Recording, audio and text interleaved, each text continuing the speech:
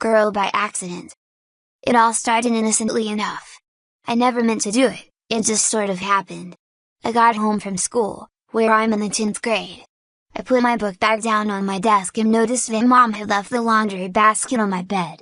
This was her signal that I was supposed to put the clothes away in my drawers and bring down any dirty clothes I had. So I put everything away, except when I came to the underwear. There was a problem. Mom had accidentally left one of Jody's panties in my pile. I held it in my hands, feeling the silky material. I was a typical 10th grade boy, so as you can imagine, my mind raced at the thought that I was holding panties in my hand. I had sex on the mind all the time, and I had wanted to get into a lot of girls' pants at school. For some reason, I had an urge to try them on, to see how they felt. I locked my door, closed all the shades, and put them on. They were so different. Not rough or clingy like what I wore, but the smoothest, silkiest feeling, like I was wrapped in softness. "Nick, are you in there? Why is your door locked?" said Mom. I didn't know what to do, so I quickly pulled on my jeans, then went to unlock the door. "Why are all your blinds closed? What were you up to?" "Wait, don't tell me." "I don't think I want to know," she said. I was so close to being busted. I was lucky she didn't see me. What would she have said? "Come on, we're late. We're taking your father out to dinner tonight for his birthday. Don't you remember?" "Oh yeah," I said. She dragged me on out of the house, and we got in the car. With every step I took, I noticed the panties. Their silkiness against my skin. I felt so turned on. I couldn't explain it. And now I was wearing them in public. Without anybody knowing. When we sat down and the waitress came out to serve us, all I could think of was the fact that I was wearing panties, just like her. Needless to say, I was excited all night. When we got home, I turned my stereo on loud and masturbated to ease my tensions. It was the best it had been since the first time I ever made myself climax. Instead of putting the panties back in Jody's room, I hid them in my closet. It was only a few days later that I wore the panties again. And again, I got really excited. So for some reason, I decided to sneak into my sister's room. Nobody was home, so who would know? I dug through her underwear drawer until I found her bras. If the panties made me that excited, I wondered what the bra would do. I took it back to my room and tried it on. That excited me even more, so I stuffed it with some of my socks, then put on a white t-shirt. You could clearly see the bra underneath, and it jutted out like I had breasts. I almost came in my pants.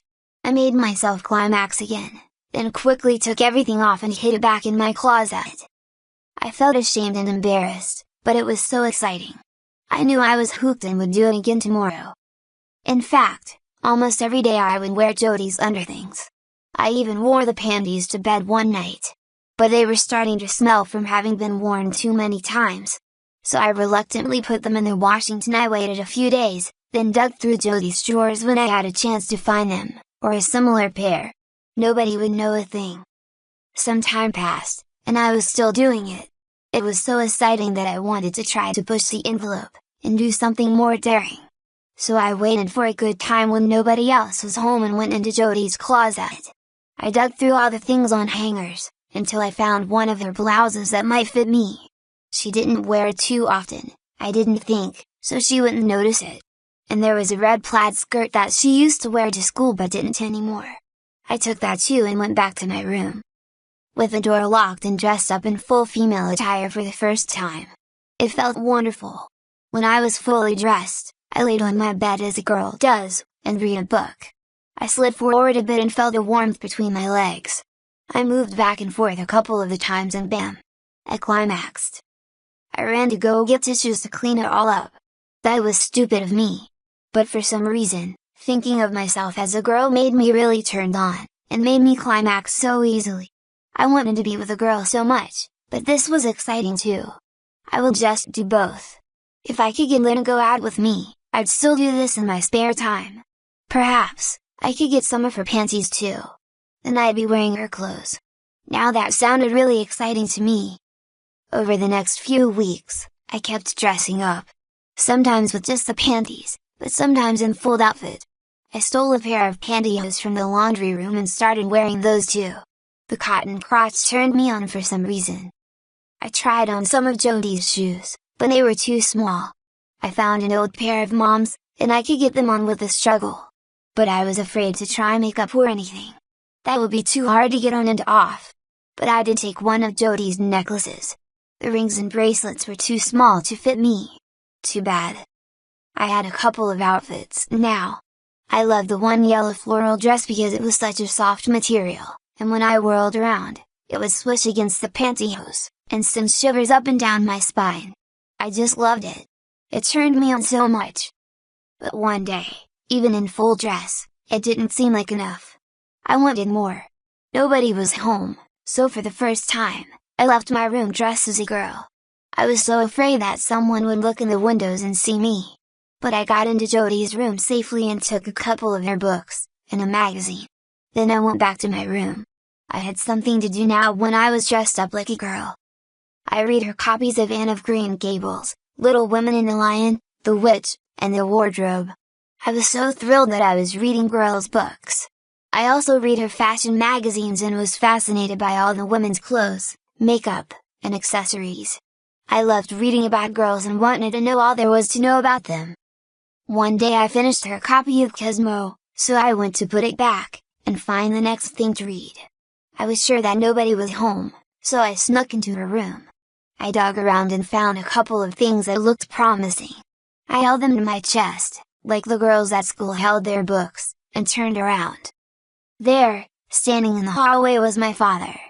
I tried to turn and hide, but he saw me. I was dead meat.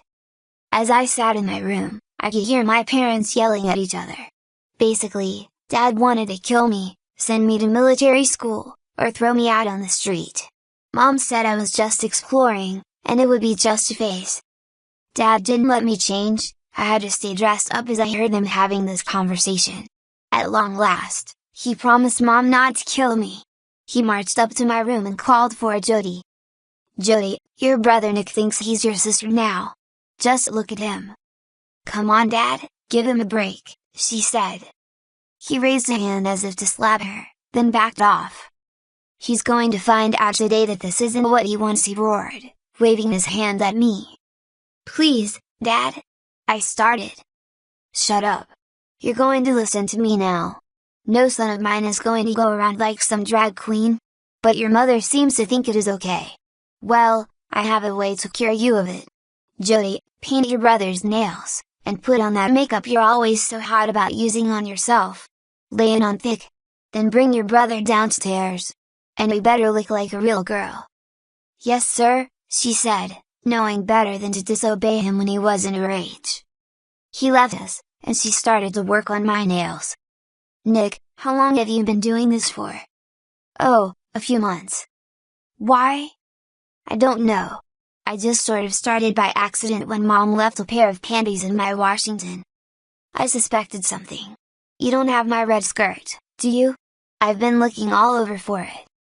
"Yes, I do," I admitted. "And some of your other stuff. But I didn't mean anything by it. It just feels good. But I still want girls and everything." "That's okay, you don't have to justify anything to me." "No, really, I mean it. I've been after Lynn at school, but she won't date me. I guess I wanted to feel what it was like to be like her." "Don't worry. We'll calm Dad down, and this will all be over." "Thank you," I said. "Now hold still. Quit squirming," she said, as she moved from my nails to my face. It was so strange to see bright covering my nails. She worked on my face for a while, then told me to sit still. She came back with a box. "Your boobs look bad because they're too uneven." "They're a bunch of socks," I said. "Here, put these in," she said, handing me the box. The box held 2 breast enhancers. They were made of silicone gel, and said they added cup size. The girl on the front of the box didn't look like she needed any enhancing of her breasts.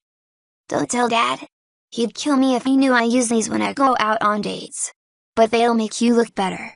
If you're going to look like a girl, you should look like a good one." "Thanks," I said. We discussed her books as she did the next coat of nail polish. She sprayed me with perfume, then handed me the mirror. I was wearing lipstick, eyeshadow, mascara, rouge, and other stuff. I couldn't believe how it made me look like a girl. She played with my hair, but it was just too short. She went to one of her drawers and came back with something. Hair extenders. We had the same color of hair. She put the extenders on, then played with my hair and some hairspray. It made it look like I had long hair in the back. It was so cool.